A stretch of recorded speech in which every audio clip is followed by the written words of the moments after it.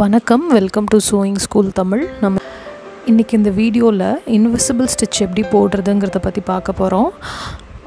இதை வந்து மேஜிக் ஸ்டிச்னு சொல்லுவாங்க. இதை நீங்கள் எந்த ப்ராடக்ட் வேணாலும் அப்ளை பண்ணலாம். 2 லேயரை இது போல் இருக்க 2 லேயரை க்ளோஸ் பண்ணுறதுக்கு இந்த ஸ்டிச் யூஸ் பண்ணுவோம்.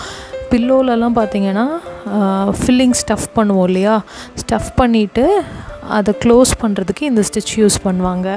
டாய் மேக்கிங்கில் இது ரொம்பவே மேண்டட்ரியான ஒரு ஸ்டிச்சு, பேசிக் ஸ்டிச்சு. நம்ம கூட ஹேர் பேண்ட் மேக்கிங்கில் இதை பற்றி லேர்ன் பண்ணோம். பட் ஸ்டில் எனக்கு டெடிக்கேட்டடாக இதை பற்றி ஒரு வீடியோ போடணுன்னு இருந்தது. அதனால தான் இந்த வீடியோ. இது போல் நீங்கள் அந்த ரப்பர் பேண்டை இன்சர்ட் பண்ணதுக்கப்புறம் பார்க்குறீங்க இல்லையா, இது க்ளோஸ் பண்ணுறதுக்கு நம்ம அந்த ஸ்டிச் யூஸ் பண்ணோம். ஸோ இதே நீங்கள் இது போல் காம்ப்ளிகேட்டட் ஏரியாவில் இன்விசிபிள் ஸ்டிச் அப்ளை பண்ணோன்னா என்ன பண்ணுறீங்கன்னா, ஒரு சைடு அப்படி மடக்கிட்டு அயன் பண்ணிக்கோங்க. இப்போ அதர் சைடையும் நீங்கள் மடக்கிட்டு அயன் பண்ணிட்டீங்கன்னா உங்களுக்கு இந்த ஸ்டிச் போடுறது ரொம்ப சுலபமாக இருக்கும். இப்போ இது போல் ஒரு சாம்பிளில் டெமான்ஸ்ட்ரேட் பண்ணுறேன். நீங்கள் இதை வந்து எங்கே தேவையோ அங்கே நீங்கள் யூஸ் பண்ணிக்கலாம். இது யூஸ் பண்ணுறதுனால நீங்கள் எந்த டைப் ஸ்டிச் போட்டிங்க அப்படிங்கிறதே கண்டுபிடிக்க முடியாத மாதிரி க்ளூலெஸ்ஸாக இருக்கும். இதை எப்படி க்ளோஸ் பண்ணலான்னு பார்க்கலாம். நீங்கள் இதை முதல் தடவை பண்ணுறப்போ மட்டும் டாட் வச்சு பண்ணுங்கள். அதுக்கப்புறம் நீங்கள் பண்ண உங்களுக்கு ரொம்பவே சுலபமாக இருக்கும்.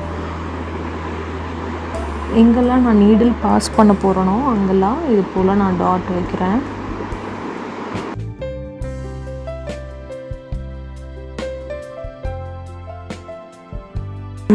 வீடியோவை ஸ்கிப் பண்ணாமல் பார்த்தீங்கன்னா தான் உங்களுக்கு புரியும். முதல்ல நம்ம ஸ்டார்ட் பண்ணுறப்ப இது நம்மளை பார்த்துருக்கு இல்லையா, ஸோ இது ஆப்போசிட் சைடு. இங்கேருந்து தான் ஆப்போசிட் சைடில் இருந்தால் தொடங்கணும். கீழேருந்து விட்டுக்கோங்க. உங்களுக்கு விடுறது கஷ்டமாக இருந்ததுன்னா இப்படி எடுத்துக்கோங்க, சரிங்களா? எடுத்துட்டு நேராக ஒரு ஃபார்வர்ட் ஸ்டிச்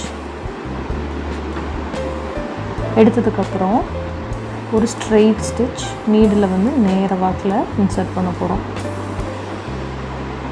அதுக்கப்புறம் சைட்வே, அப்புறம் ஸ்ட்ரெயிட், சைடு. இதுவே ரிப்பீட் பண்ணுங்கள். ஸ்ட்ரெயிட் அண்ட் சைடு,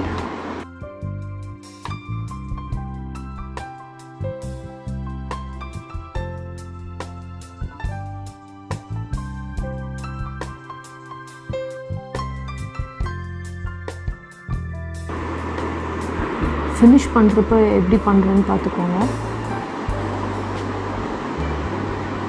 இதுதான் எண்ட் பாயிண்ட்டு. எண்ட் பாயிண்டில் இப்படி கொஞ்சம் இப்படி துணியில் குத்தி இப்படி நான் எடுத்துக்கிறேன். எடுத்துகிட்டு புல் பண்ணுங்கள், ஜென்டலாக புல் பண்ணுங்கள், இல்லைனா த்ரெட்டு கட் ஆகிடும். ஜென்டலாக புல் பண்ணிங்கன்னா இது கம்ப்ளீட்டாக க்ளோஸ் ஆகிடும். நீங்கள் எங்கே ஸ்டார்ட் பண்ணீங்க அப்படிங்கிறதே உங்களுக்கு தெரியாது. இன்னும் கூட நீங்கள் நெருக்கமாக பக்கமாக பண்ணுறப்ப ரொம்பவே அழகாக இருக்கும், சரிங்களா? ஸோ இதில் இருக்கிற ஒரே ஒரு டிஸ்அட்வான்டேஜ் என்னென்னா, எண்ட் பண்ணுறப்ப அந்த நாட் மட்டும் தெரியும். அதை நீங்கள் திரும்ப பண்ணுறப்ப அதை எப்படி பர்ஃபெக்டாக போட முடியுமோ அதுக்கு தகுந்த மாதிரி நீங்கள் போட்டுக்கோங்க.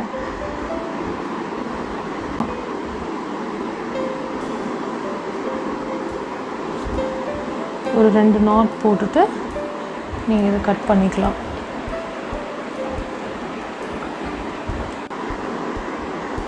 இந்த ஸ்டிச் பற்றி இன்னும் கூட டீட்டெயிலாக தெரிஞ்சுக்கணுன்னா நம்ம பேஜ் நீங்கள் விசிட் பண்ணுங்கள். இதை பற்றி மட்டும் இல்லை, நம்மளோட எல்லா டியூட்டோரியல்ஸும், வீடியோ டியூட்டோரியல்ஸை பற்றின எக்ஸ்ட்ரா இன்ஃபர்மேஷன் எல்லாமே நம்ம பேஜில் நீங்கள் பார்க்கலாம். தேங்க்யூ ஃபார் வாட்சிங்.